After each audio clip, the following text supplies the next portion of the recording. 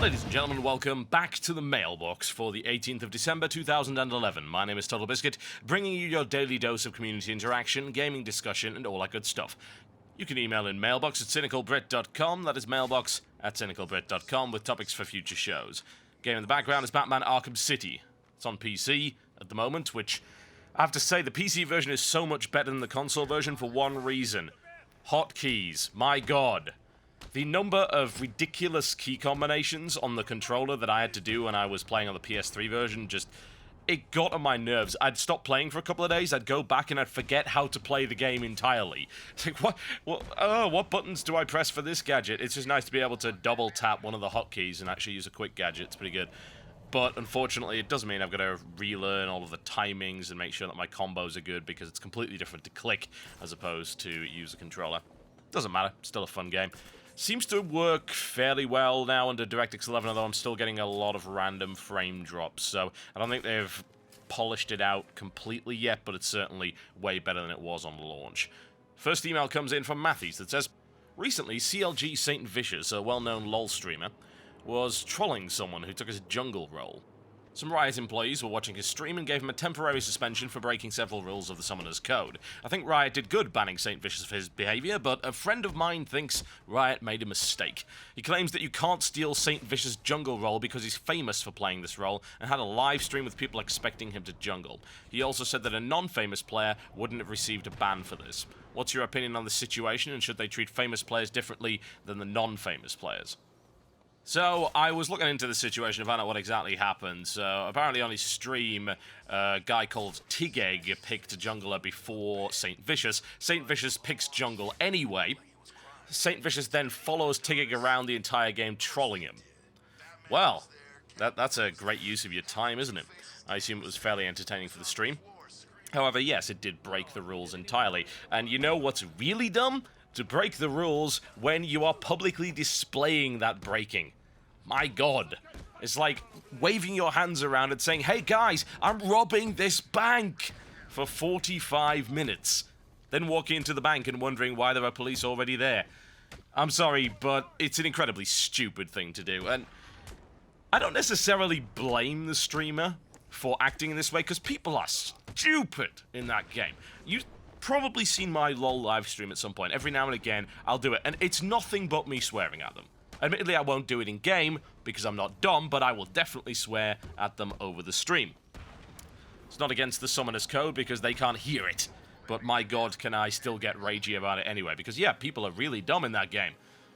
Is it surprising? It's a free-to-play game with over, something ridiculous, like 15 million accounts? I think it was even more than that. Of course there's going to be a lot of dumb people. It's just the way of it. Now, I was having a look around, and Pendragon responded to this and said, hello everyone, earlier this evening we made the decision to temporarily suspend CLG Saint Vicious following a game where several Riot employees watched him intentionally troll another player on his team. When the player was attempting to jungle, Saint Vicious followed the player around for 20 minutes, stealing experience and gold from the player, as he publicly stated that his intentions were malicious. He was not banned for attempting new strategies, but for being a toxic force in an otherwise positive game and in front of thousands of other players. We definitely do not condone such behavior, and firmly believe that popular players who have a platform to set an example for standards of behavior should consider it an obligation to represent the competitive League of Legends in a professional and well-mannered way. Damn right. I don't think there's really any argument about that, is there? That is exactly what should be happening. The fact of the matter is, this guy is making money off of Riot's game. Directly. That's what his stream is. He will have a partnered stream on Twitch, and he will make money from this stream. So as far as I'm concerned, if you're going to make money and then also break the rules and ruin another player's game, then damn right you should be punished for that. What's the best way to hit a player? Hit him in the pocket. Unfortunately, I wish that was applied more to StarCraft, because I think a lot of people know of a certain player, I'm not even going to mention his name, you know who I'm talking about if you follow StarCraft 2, who intentionally snipes other players to get onto their stream, get into their games, then just BMs them over and over again, which is in fact against the rules of the game, and yet Blizzard never bans him. So I don't really know what's going on there. I wish Blizzard would enforce that kind of thing more, honestly. I really, really do. As far as I'm concerned, it is absolutely right for Pendragon and for the LoL guys to actually enforce this kind of ban. I mean, it wasn't even a long ban. It was for 4 days. Woo. Okay, deny him some income for 4 days. It's like taking away your allowance. That's exactly what it is. If you're going to act like a kid, you get your allowance taken away for a week. And let's be honest, you're allowed to stream because Riot let you. Riot made the game which you are streaming. And I can tell you this for a fact, as somebody that streams and somebody that makes their living from video game-related content, we could definitely do with less people screwing around. Because it only takes a shove over the edge. It only takes that one straw to break the camel's back for them to turn around and say, all right, we are going to impose some restrictions. And that hurts everybody. From the most casual streamer through to the most popular guy. From my occasional LOL stream that happens maybe once every 3 months to Hotshot GG. The fact of the matter is you are in a privileged position. You get to make money by playing video games. That is a fairly enviable job for an awful lot of people. Some of us take it more seriously than others, which is probably why some of us are more successful than others. However, it can be spoiled by the actions of others. That's the sad thing about it. It wouldn't surprise me to see companies get more and more wary about that kind of streaming if their game is being given a bad name by people acting in a puerile and ridiculous fashion. So yeah, how can I not condemn somebody for doing that? As somebody that streams, you just don't act that way. You don't intentionally break the game rules. You want to rage at the guy for 20 minutes over your microphone? You do that. That's fine. You're not breaking any game rules by doing that. You want to rage at him, you go right ahead. But intentionally ruining not only one person's jungle, but basically the entire game, because you are playing subpar deliberately in order to maliciously troll a dude, and putting that out there to thousands of people as an example of how you should deal with players that have the audacity to take my preordained position. Newsflash, God did not give you the jungle. If a player doesn't want to give you the jungle position, it is his right to do just that. And you want to get butthurt about that, then here's an idea: play team ranked and not solo ladder. Then you won't have that problem. Funny how that works, isn't it? You choose to cast yourself into the melting pot of crud that is the solo ranked ladder, then what the hell do you expect to happen? Long story short, if you're a popular streamer or YouTube partner or anything along those lines, you have a privileged position. Many other people would love to take that position away from you. Here's an idea. Why don't you treat the position with a little bit of respect? This entire situation smacks of first world problems. This one comes in from Kyle that says, first, I'm a really big fan. I'm 27 and by happenstance I started watching your channel. You've rekindled my teenage love for gaming and I've come to enjoy playing to relax after long days in the office. I'm especially enjoying the lack of commercials as compared to TV.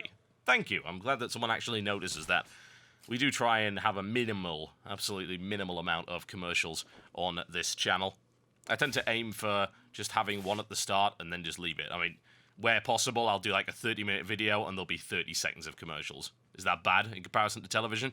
Hell, I just bought a box set of 24. Yes, I've never watched 24. It's just one of the series I never got around to doing, so I want to start it now, and I discovered that the episodes are 40 minutes long to fit in the 20 minutes of commercials that we're going to go in between them. Apparently, a season of 24 is 17 hours long.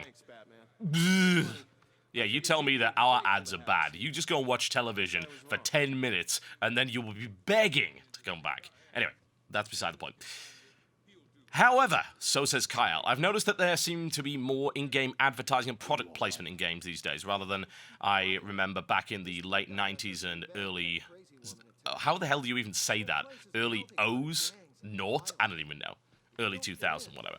It seems fairly innocuous at the moment. Pizza promos and MMOs, branded clothes for characters, real ads on racing game billboards, and banner ads in smartphone games, etc. And that being said, the thought of Doritos presents Dragon Age 6 The War on Flavor leaves a bad taste in my mouth. This leaves me to wonder just how far in-game ads are going to go, and to ponder how much is too much. As gaming evolves and continues to gain acceptance as a medium, I would expect in-game marketing to change and evolve as well. I would enjoy hearing your thoughts on the subject. Well, my initial thoughts on the subject is actually I think that for the most part you're wrong, because it's got better, not worse. Now, there are plenty of examples in modern gaming where it didn't work out so well. For instance, Wipeout HD got ads on the loading screen, which is absolutely ridiculous. That was a couple of years ago, I might add, but they did get rid of that after an absolute outcry. Christ. It was unbelievably ridiculous that they even thought that that was okay. It took 24 hours for them to take that out of there, but the fact that it was even added in the first place, that should scare the hell out of you. And there's a few other examples of ads that shouldn't even be there, but for the most part, in-game advertising's been fairly reasonable, at least in the last couple of years. We're not getting the major security problems and immersion-breaking nonsense, for instance, that we got in Battlefield 2142. I mean, people pointed out that the ads in that game that was streamed into the game could actually be a security risk and could result in hacking and all sorts of nonsense. However, the last couple of years have been pretty reasonable, with product placement being innocuous and sometimes actually adding to the flavor of the game. I'm totally alright with playing, say, an open world game like Grand Theft Auto and seeing real products. In fact, I would rather see real products as much as I would also like to see real cars and things like that. Racing games, sports games. Of course ads should be on the billboards. That's authenticity right there. I don't want some ridiculous fake ads for fake companies that don't exist. That pulls me out of the world. If it's in real sports, it should be a nice sports game. And of course, that's a good opportunity for the company to make some money as well. And that doesn't benefit me at all, but I'm certainly not going to object to it being there. I only dislike in-game advertising when it's intrusive and doesn't actually belong. Now, if you want to talk about ridiculous, you want to go back a little bit. Let's talk about Cool Spot. Essentially a game that's a giant advert for 7-Up. Let's talk about Zool, for instance, where the entire world is constructed out of Chupa Chups. I mean, really now? Chupa Chups? You serious? It even got a sequel, Zool 2. Hey, what about this? Chex Quest. It's built on the Doom engine. It was a total conversion, a sponsored corporate total conversion developed by a company called Digital Cafe, where you played a sodding Chex. I don't even know what is a Chex. Is it a waffle? I don't know what this thing is. This is some American nonsense. But for God's sake, you play an animated cereal product. Really? And you're telling me that advertising these days is worse? Absolutely not. If it's done properly, it's fine. I've got problems when, say, I play a game that's set in a certain time frame and then I see a product that blatantly doesn't make any sense. An example, this is fairly obscure, would be the Ghostbusters game. That's set in the 1980s, right? And yet the Doritos logo was a lot newer. So it's like, what? This shouldn't be here. At least they could have made an effort and used the older logo. Another bad example, I think, would be Alan Wake. We can ignore the fact that the batteries are branded Energizer. I'm kind of alright with that. The bigger problem I've got is the fact that there was an achievement in that game for watching a Verizon advert. I shiz you not on that one. Oh my. They put an achievement in the game for watching an advert. That's just insane. But for the most part, these are very much isolated incidents. For the most part, this stuff is pretty reasonable, and it's non-intrusive, and it doesn't appear to be a security risk. And that is okay. Like I said, it used to be the Wild West in this respect, and there used to be some crazy stuff back in the 90s. And we've gone through these phases of it being a big problem, a hot topic. Again, Battlefield 2142 and Wipeout HD were a good example of that, and then it sort of fades away and people don't really mind all that much. And I think we've got so many problems to deal with that are much more important in gaming that in-game advertising is not something we need to be all that concerned about. And certainly when it comes down to mobile phone games that you mentioned earlier, a lot of those mobile phone games are free. They are ad-supported. Angry Birds is a prime example on some platforms. I can't remember which platform it's ad-supported on. I think it was Android, maybe. I can't be 100% certain. I'm pretty sure the one that I got on my HTC was ad-supported. And that's fine. It's a free game. If it's free, I accept ads.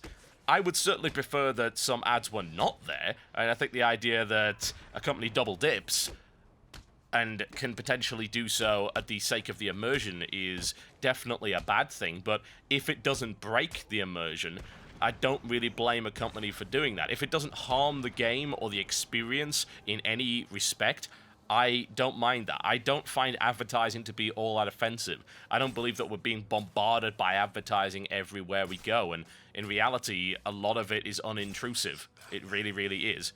there is the minority, which is by all means intrusive, and I believe that stuff is the kind of advertising that people get really, really riled up about. It's the reason that browsers by default now block pop-ups. There's so many obnoxious methods of advertising, but in reality, only the minority of sites actually use this kind of stuff. Most advertising is done in a reasonable fashion, and I feel that some people do vastly overreact. It's like, oh, I'm being bombarded by advertising everywhere. I want to shut it out of my life. Well, you can't, unfortunately, because ads do support a lot of otherwise free content. They are one of the fairest ways to customers, consumers more to the point. You're not really a customer if you're not paying for it, to the consumer, the viewer, and also to the producer of the content. Is it wrong to double dip for a company? Well, companies are, let's be honest, required to make as much money as they can, as long as they are not affecting the customers in a negative way. Feel free. Seriously, in-game advertising is one of the least offensive things I can think of at the moment. Hell, I am far more concerned about the amount of milking of DLC that game developers and publishers are doing right now. In-game advertising, seeing a brand on a billboard in a racing game or whatever, yeah, I'm not going to get up in arms about that. Alright folks, that's me done for the day. Thank you very much for watching the Mailbox. We're getting sort of back onto normal schedule, but we are also approaching New Year's, so I wouldn't really expect a full regular schedule back until the start of 2012, but I'll put out videos where I can. I hope you guys had a fantastic Christmas, and make sure to have a brilliant New Year as well.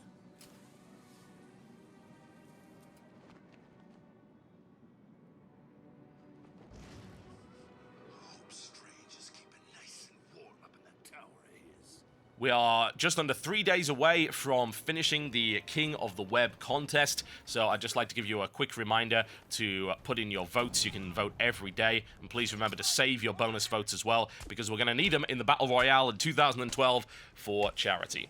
I'll see you next time.